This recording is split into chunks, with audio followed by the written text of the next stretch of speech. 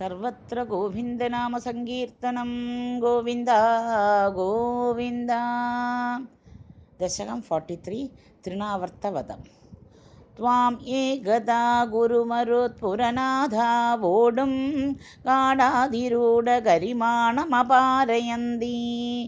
माधा निधाय शयने किमिदं वदेति ध्यायन्ति अचेष्टदगृहेषु निविष्टशङ्का तावद्विदूरमुपकर्णितघोरघोषव्याज्रं बिपांसु पडली परिपूरिदाशः व्यात्यावपुः स किल दैत्यवरः तृणावर्ताख्यो जहार जनमानसहारिणं त्वाम् उद्दामपांसु तिमिराहददृष्टिपाते द्रष्टुं किमप्यकुशले पशुपाललोके हा बालकस्य किमिति त्वदुपान्दमाप्ता मादा भवन्तमविलोक्य भृशं रुरोध तावत् स दानववरोऽभिज दीनमूर्तिः भावत्कभारपरिधारणलूनवेगः सङ्गोजमाव तदनु क्षतपां सुघोषे घोषे व्यथायत भवज्जननी निनादः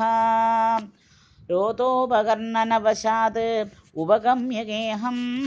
क्रन्दस्सु नन्दमुखगोपकुलेषु दीनः त्वां दानवः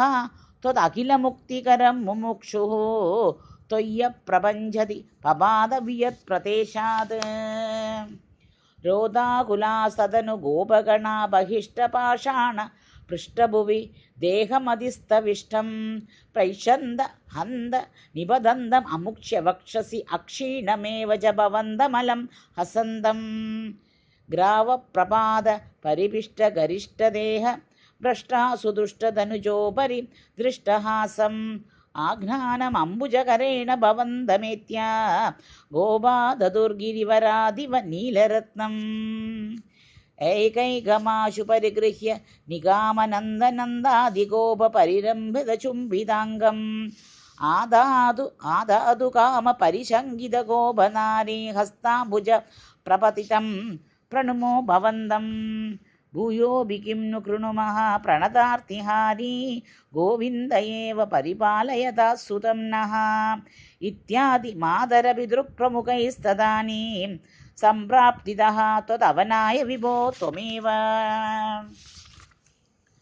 वादात्मकं धनुजमेव मयि प्रधुन्वन् वादोद्भवान् मम गदान् किमु नोदुनोषि किं वा करोमि पुनरप्यनिलालयेश